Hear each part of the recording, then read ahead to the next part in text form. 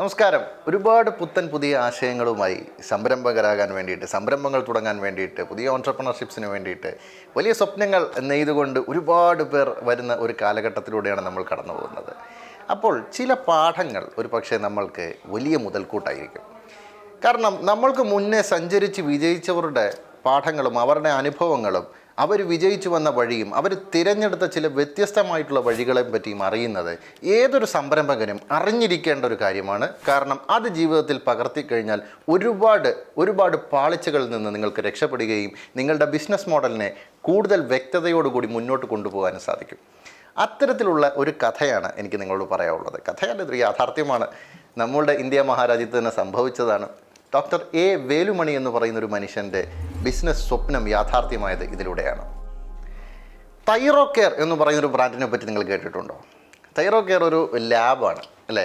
നമ്മൾക്ക് ചുറ്റും കാണാം, കേരളത്തിലുമുണ്ട്, തമിഴ്നാട്ടിലുണ്ട്, ഇന്ത്യയിൽ ആകമാനമുള്ള ഒരു ബ്രാൻഡാണ് തൈറോകെയർ എന്നുള്ളത്. തൈറോകെയർ 3000 കോടി വിറ്റുവരവുള്ള ഒരു കമ്പനിയാണ് എന്നുള്ള യാഥാർത്ഥ്യവും നമ്മൾ മനസ്സിലാക്കണം. സത്യത്തിൽ ഈ കമ്പനിയുടെ ജനനവും ഈ കമ്പനിയുടെ ബിസിനസ് മോഡലും എന്താണ് എന്നുള്ളതാണ് നിങ്ങൾ മനസ്സിലാക്കേണ്ടത്. അവിടെ അദ്ദേഹം പുലർത്തിയ ഡോക്ടർ എ വേലുമണി എന്ന് പറയുന്ന മനുഷ്യൻ അദ്ദേഹത്തിൻ്റെ കൃത്യമായ പഠനങ്ങളിലൂടെ, അദ്ദേഹത്തിൻ്റെ കൃത്യമായ ആശയങ്ങളിലൂടെ, അദ്ദേഹത്തിൻ്റെ ചില ഉറച്ച തീരുമാനങ്ങളിലൂടെ അദ്ദേഹം ആ ബിസിനസ് മോഡലിനെ എങ്ങനെ വ്യത്യസ്തമാക്കി വിജയിപ്പിച്ചു എന്ന് നിങ്ങൾ മനസ്സിലാക്കണം. അപ്പോൾ ഇതിനെപ്പറ്റി നമ്മൾ പഠിക്കുമ്പോഴേ കുറച്ച് മാർക്കറ്റ് യാഥാർത്ഥ്യങ്ങളും നമ്മൾ അറിയണം. Doctor Lalpath labs, SRL labs, ഇതൊക്കെയാണ് ഇന്ത്യയിലെ വലിയ പ്രമുഖരായിട്ടുള്ള ലാബ് അഥവാ ഡയഗ്നോസ്റ്റിക് സർവീസുകൾ പ്രൊവൈഡ് ചെയ്യുന്ന കമ്പനികൾ എന്നുള്ളത്. അവിടേക്കാണ് തൈറോകെയറിൻ്റെ വരവ്. അപ്പോൾ ഡോക്ടർ എ വേലുമണി ഇതിലൊരു വിദഗ്ധനായതുകൊണ്ട് തന്നെ അദ്ദേഹത്തിന് ഈ മാർക്കറ്റിൻ്റെ സയൻറ്റിഫിക് ആയിട്ടുള്ള വശങ്ങളെപ്പറ്റി കൃത്യമായിട്ട് അറിയാമായിരുന്നു. അപ്പം ഈ പറയുന്ന സംഭവങ്ങൾ, ഈ ലാബ് എന്ന് പറയുന്നത് 2 തരത്തിലുള്ള ടെസ്റ്റുകളാണ് നടക്കുന്നത്. ഒന്ന് റേഡിയോളജിക്കൽ ടെസ്റ്റ്, അതായത് നമ്മൾ ഈ X-ray scanning, MRI scanning, CT scanning മുതലായിട്ടുള്ള സംവിധാനങ്ങൾക്ക് വേണ്ടിയിട്ടാണ് എന്തുപയോഗിക്കുന്നത്, ഈ റേഡിയോളജി ടെസ്റ്റുകൾ നടക്കുന്നത്. മറ്റേതെല്ലാം പത്തോളജി ടെസ്റ്റുകളാണ്. ബ്ലഡ്, യൂറിൻ സാമ്പിൾസ്, അത്തരത്തിലുള്ള കാര്യങ്ങൾക്ക് വേണ്ടിയിട്ടെല്ലാം ഉപയോഗിക്കുന്ന ടെസ്റ്റുകളാണ് പത്തോളജി ടെസ്റ്റുകൾ എന്നുള്ളത്. അപ്പോൾ അദ്ദേഹം കൃത്യമായിട്ട് തിരഞ്ഞെടുത്തു, ഞാൻ റേഡിയോളജിയിലേക്ക് പോകുന്നില്ല, ഞാൻ പത്തോളജി ടെസ്റ്റുകളിലേക്ക് മാത്രമാണ് പോകുന്നത് എന്നുള്ളതായിരുന്നു അദ്ദേഹത്തിൻ്റെ ആദ്യത്തെ തീരുമാനം. അപ്പോൾ ഈ പത്തോളജി ടെസ്റ്റ് തന്നെ 4 തരത്തിലുണ്ട്: ഹെമറ്റോളജി, ഇമ്മ്യൂണോളജി, ബയോകെമിസ്ട്രി, മൈക്രോബയോളജി. അപ്പോൾ അദ്ദേഹം വീണ്ടും എന്ത് ചെയ്തു? അദ്ദേഹം അതിനകത്തെ ബയോകെമിസ്ട്രി മാത്രം തിരഞ്ഞെടുത്തു. അപ്പോൾ അതിനൊക്കെ കൃത്യമായ കാരണങ്ങളുണ്ട്. നമ്മളല്ലേ ഇതിൻ്റെ യാഥാർത്ഥ്യങ്ങൾ മനസ്സിലാക്കാൻ വേണ്ടി കുറച്ച് നമ്മൾ സയൻറ്റിഫിക് ആയിട്ടുള്ള വശങ്ങളും പഠിക്കേണ്ടി വരും. ഏതൊരു സംരംഭകനും ബിസിനസ് തിരഞ്ഞെടുക്കുമ്പോൾ ഏത് ബിസിനസ്സാണോ തിരഞ്ഞെടുക്കുന്നത് അതിൻ്റെ യാഥാർത്ഥ്യങ്ങളെപ്പറ്റി, അതിൻ്റെ മാർക്കറ്റ് സ്റ്റഡിയിലേക്ക് പോകുമ്പോൾ ആ പ്രൊഡക്റ്റിൻ്റെയോ സർവീസിൻ്റെയോ നിലവിലുള്ള സയൻറ്റിഫിക് ആയിട്ടുള്ള വശങ്ങളെക്കുറിച്ച് പഠിക്കുന്നത് വളരെ അനിവാര്യമാണ് എന്നാണ് നമ്മൾക്കിതിൽ നിന്ന് മനസ്സിലാക്കാൻ സാധിക്കുന്നത്. അപ്പോൾ അദ്ദേഹം ബയോകെമിസ്ട്രി മാത്രം തിരഞ്ഞെടുത്തു, അദ്ദേഹം മുന്നോട്ട് പോവുകയാണ്. അപ്പോൾ എന്തുകൊണ്ട് ബയോകെമിസ്ട്രി മാത്രം തിരഞ്ഞെടുത്തു എന്നതാണ് അടുത്ത പ്രധാനപ്പെട്ട ചോദ്യം. അവിടെ അദ്ദേഹത്തിൻ്റെ ടാർഗറ്റ് ഓഡിയൻസിനെ ഡിഫൈൻ ചെയ്യാൻ വേണ്ടിയിട്ടാണ് അദ്ദേഹം ബയോകെമിസ്ട്രി മാത്രം തിരഞ്ഞെടുത്തത്. ആരാണ് ലാബിലേക്ക് കടന്നു വരുന്നത്? ഒന്നുകിൽ ഒരു ഡിസീസ് ട്രീറ്റ്മെൻറ്റ് ഉള്ള ആളാണ് അല്ലേ, അസുഖം വന്നിട്ട് ആ അസുഖം എന്തെന്ന് കൃത്യമായി നിർണ്ണയിക്കാൻ വേണ്ടിയിട്ടൊരു ടെസ്റ്റ് നടത്തുന്നയാൾ. രണ്ടാമത്തൊരു വിഭാഗമുണ്ട്. ആരാണ്? പ്രിവെൻറ്റീവ് ഹെൽത്ത് കെയർ നടത്തുന്ന ആളുകൾ, അഥവാ നമ്മൾക്ക് ലൈഫ് സ്റ്റൈൽ ഡിസീസസ് പോലെയുള്ള ഷുഗർ, തൈറോയിഡ്, ഇത്തരത്തിലുള്ള രോഗങ്ങൾക്ക് വേണ്ടി ഇത്തരത്തിലുള്ള ലൈഫ് സ്റ്റൈൽ ഡിസീസസുമായി ബന്ധപ്പെട്ടിട്ടുള്ള ആളുകൾ എപ്പോഴും നിരന്തരം ഇത് ടെസ്റ്റ് ചെയ്തുകൊണ്ടിരിക്കുകയും അതിൻ്റെ റിസൾട്ടുകൾ കൃത്യമായി അനലൈസ് ചെയ്തുകൊണ്ട് 1 വർഷത്തേക്കോ അല്ലെങ്കിൽ 2 വർഷത്തേക്കോ 3 വർഷത്തേക്കോ ഒക്കെ ചെയ്യുന്ന ആളുകളുണ്ട്. അപ്പോൾ എന്താണ്? അതൊരു റിക്കറിങ് റവന്യൂ മോഡലുള്ള ഒരു സംവിധാനമാണ് ഈ പറയുന്ന പ്രിവെൻറ്റീവ് ഹെൽത്ത് കെയറിലേക്ക് വരുന്ന ആളുകൾ എന്നുള്ളത്. മറ്റേത് ഡിസീസ് ട്രീറ്റ്മെൻറ്റ് മാത്രമാണ്. വന്നു, രോഗത്തിനെ പറ്റി നിർണ്ണയം കൃത്യമായിട്ട് കിട്ടി, രോഗം എന്തെന്ന് അറിഞ്ഞു, സ്ഥിരീകരിച്ചു, അതിനുശേഷം പോയി. പിന്നെ ആ വ്യക്തി ഒരിക്കലും ഈ ലാബിലേക്ക് കടന്നു വരുന്നില്ല എന്നുള്ളതാണ് വസ്തുത. അദ്ദേഹത്തിന് അത് വേണ്ട, അദ്ദേഹത്തിന് ഇത് മാത്രം മതി എന്ന് അദ്ദേഹം തീരുമാനിക്കുന്നു. അങ്ങനെ പത്തോളജി ടെസ്റ്റുകളിലെ ബയോകെമിസ്ട്രി മാത്രം അദ്ദേഹം തിരഞ്ഞെടുക്കുന്നു. ബയോകെമിസ്ട്രി എന്നുള്ളത് ഇത്തരത്തിലുള്ള ടെസ്റ്റുകൾ മാത്രം നടത്തുന്നതാണ്. അപ്പോൾ അദ്ദേഹം ഈ ബയോകെമിസ്ട്രി തിരഞ്ഞെടുക്കാൻ മറ്റൊരു കാരണം കൂടിയുണ്ട്. കാരണം ബയോകെമിസ്ട്രിയിലെ സാമ്പിളുകൾ കൂടുതൽ നേരത്തേക്ക് നമ്മൾക്ക് ചിലവ് കുറച്ച് പ്രിസർവ് ചെയ്യാൻ പറ്റും. മറ്റ് ടെസ്റ്റുകൾ അങ്ങനെയല്ല.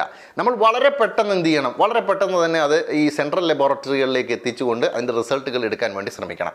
അപ്പം അതിനു വേണ്ടിയിട്ടുള്ള ശീതീകരണ സംവിധാനങ്ങൾ വേണം, പെട്ടെന്ന് ലോജിസ്റ്റിക് സംവിധാനങ്ങൾ വേണം, ഇത് എത്തിക്കുവാൻ വേണ്ടിയിട്ട് പെട്ടെന്ന് തന്നെ ടെസ്റ്റ് ചെയ്യണം. അപ്പോൾ ഇത്തരത്തിലുള്ള ഒരുപാട് ഹ്യൂജ് ഇൻവെസ്റ്റ്മെൻറ്റ്സ് ആണ് ഈ പറയുന്ന മറ്റ് ടെസ്റ്റുകൾക്ക് നമ്മൾക്ക് ആവശ്യമായി വരുന്നത്. ബയോകെമിസ്ട്രിയുടെ സാമ്പിൾസ് കുറേ കൂടെ ദീർഘനേരം നമ്മൾക്ക് എന്ത് ചെയ്യാം, സൂക്ഷിച്ചു വെക്കാം എന്നുള്ളതാണ് മറ്റൊരു സാധ്യത. അവിടെ എന്ത് സംഭവിക്കുന്നു എന്നുകൂടെ മനസ്സിലാക്കണം. അവിടെ അദ്ദേഹത്തിന് ഇൻവെസ്റ്റ്മെൻറ്റ് കുറയുകയാണ്. കാരണം എന്താ, ശീതീകരണ സംവിധാനങ്ങൾ കുറച്ചു മതി, ലോജിസ്റ്റിക്സ് സംവിധാനങ്ങൾ കുറച്ചു മതി, സെൻട്രൽ ലബോറട്ടറികളുടെ എണ്ണം വളരെ കുറച്ചു മതി. അപ്പം ഇത്തരത്തിൽ ഇൻവെസ്റ്റ്മെൻറ്റുകളും അദ്ദേഹം എന്ത് ചെയ്തു, കുറച്ചു. ടാർഗറ്റ് ഓഡിയൻസിനെ വളരെ കൃത്യമായിട്ട് നിർണ്ണയിച്ചു. അതുപോലെ തന്നെ അദ്ദേഹം റെക്കറിങ് റവന്യൂ മോഡൽ ഇവിടെ നിന്ന് മനസ്സിലാക്കി കഴിഞ്ഞു.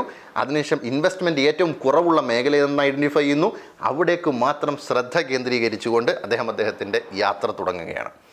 അങ്ങനെ ഈ പറയുന്ന യാത്ര തുടങ്ങുമ്പോൾ അദ്ദേഹത്തിന് ചില രസകരമായിട്ടുള്ള അനുഭവങ്ങൾ ഉണ്ടാകുന്നുണ്ട്. ഇതിലേക്ക് എങ്ങനെ ആളുകളെ കൊണ്ടുവരാമെന്നുള്ളതാണ് അടുത്ത പ്രശ്നം, അല്ലേ? അപ്പം ഒരു ലാബിലേക്ക് പലപ്പോഴും ആളുകൾ കടന്നു വരുന്നത്, എപ്പോഴും ബഹുഭൂരിപക്ഷം ആളുകളും കടന്നു വരുന്നത് ഒരു രോഗവുമായി ബന്ധപ്പെട്ടിട്ടാണ് പലപ്പോഴും ആളുകൾ കടന്നു വരുന്നത്. അദ്ദേഹം അതിശക്തമായിട്ട് മാർക്കറ്റ് ചെയ്യാൻ തുടങ്ങി. ഓൺലൈൻ പ്ലാറ്റ്ഫോംസുകളിലും അതുപോലെ തന്നെ മറ്റ് പ്ലാറ്റ്ഫോംസുകളുമായിട്ടെല്ലാം സഹകരിച്ചുകൊണ്ട് പ്രിവെൻറ്റീവ് ഹെൽത്ത് കെയർ എന്ന് പറയുന്ന ആശയം ആളുകളിലേക്ക് പരമാവധി എത്തിക്കാൻ തുടങ്ങി. അപ്പോൾ എന്തായി, ആളുകൾക്ക് അവരവരുടെ ഹെൽത്ത് കോൺഷ്യസ്നെസ് ഉള്ള ആളുകളെല്ലാം എന്ത് ചെയ്തു, എല്ലാ മാസവും ഷുഗർ ടെസ്റ്റ് ചെയ്യാൻ തുടങ്ങി, എല്ലാ മാസവും തൈറോയിഡ് ടെസ്റ്റ് ചെയ്യാൻ തുടങ്ങി. അദ്ദേഹം അതിന് പ്രൈസ് ചെയ്തിരിക്കുന്ന മോഡൽ ഭയങ്കര രസകരമാക്കി. 100 രൂപയ്ക്ക് തൈറോയിഡ് ടെസ്റ്റ്, 50 രൂപയ്ക്ക് ഷുഗർ ടെസ്റ്റ് എന്നുള്ളൊരു മോഡലിലേക്ക് അദ്ദേഹം മാറി. അദ്ദേഹം ഭയങ്കരമായിട്ട് മാർക്കറ്റിൻ്റെ ഉള്ളിലേക്ക് പെനട്രേറ്റ് ചെയ്യാൻ വേണ്ടിയിട്ട് ആ പ്രൈസിങ് സ്ട്രാറ്റജി അദ്ദേഹം ആളുകളുടെ കൺവീനിയൻസിനനുസരിച്ച്, ആളുകളുടെ ഇഷ്ടത്തിനനുസരിച്ച്, ആളുകൾക്ക് ചൂസ് ചെയ്യാൻ കുറേ കൂടെ എളുപ്പമാകുന്ന രീതിയിൽ അദ്ദേഹം സെറ്റ് ചെയ്തു. അപ്പോൾ അദ്ദേഹം ടാർഗറ്റ് ഓഡിയൻസിനെ ഡിഫൈൻ ചെയ്തു, കൃത്യമായി മാർക്കറ്റ് ഐഡൻറ്റിഫൈ ചെയ്തു, അതിൻ്റെ പ്രൈസിങ് സ്ട്രാറ്റജി വ്യത്യസ്തമാക്കി, എല്ലാ ഓൺലൈൻ മാധ്യമങ്ങളുമായിട്ട്, ഓൺലൈൻ ആപ്ലിക്കേഷനുമായിട്ട് ബന്ധപ്പെടുത്തി അദ്ദേഹത്തിൻ്റെ ബിസിനസ് മോഡൽ വ്യാപിപ്പിച്ചു. വളരെ കൃത്യമായിട്ടുള്ള പഠനമാണ്, വളരെ കൃത്യമായിട്ടുള്ള ബിസിനസ് പുരോഗമനമാണ് അദ്ദേഹം ചെയ്തുകൊണ്ടിരിക്കുന്നത്.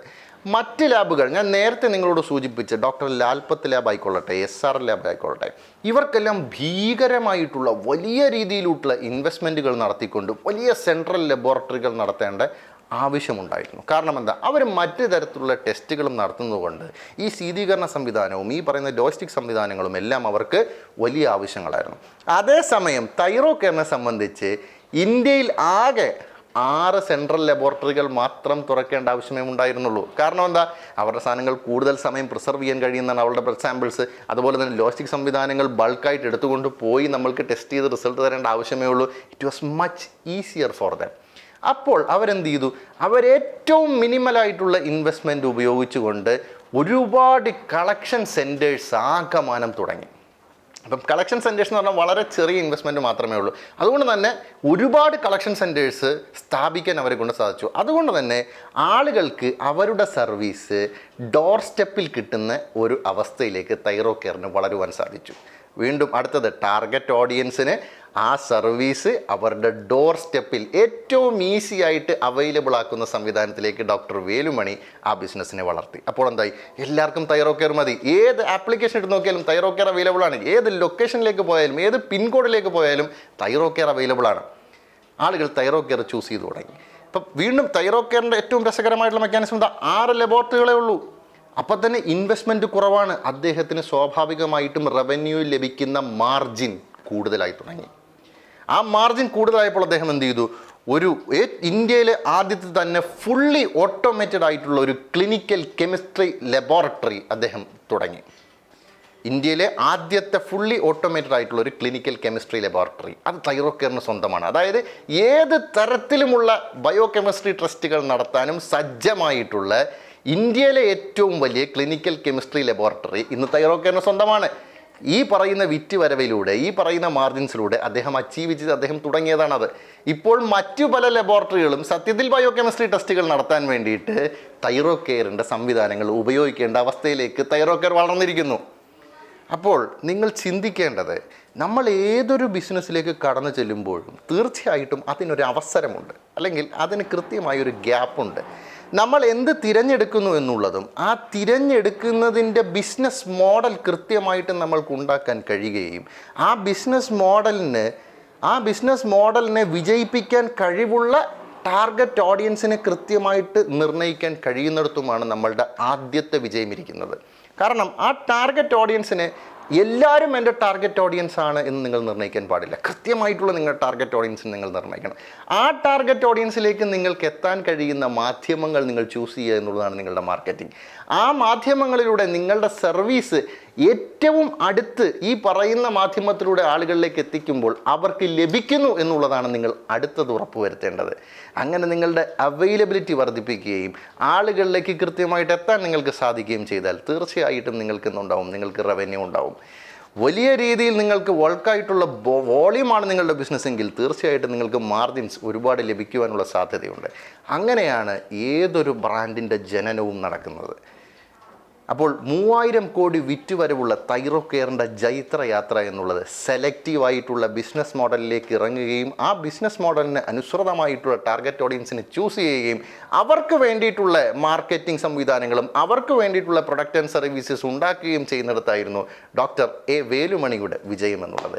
അതായിരുന്നു തൈറോകെയറിൻ്റെ വിജയം എന്നുള്ളത്. അതുകൊണ്ട് ബിസിനസ് മോഡൽ ശ്രദ്ധയോടെ തിരഞ്ഞെടുക്കുക, നിങ്ങളുടെ ടാർഗറ്റ് ഓഡിയൻസിനെ ശ്രദ്ധയോടെ ഡിഫൈൻ ചെയ്യുക, റവന്യൂ ചാനൽസ് എന്തെന്ന് കൃത്യമായിട്ട് ഡിഫൈൻ ചെയ്യുക. എല്ലാ ബിസിനസ്സുകളും വളരും. ആ ബിസിനസ്സിൻ്റെ സാധ്യതകളെപ്പറ്റി നിങ്ങൾ പഠിക്കുന്നിടത്തും അത് പ്രാവർത്തികമാക്കുന്നിടത്തുമാണ് അതിൻ്റെ വിജയം എന്നുള്ളത്. All the best.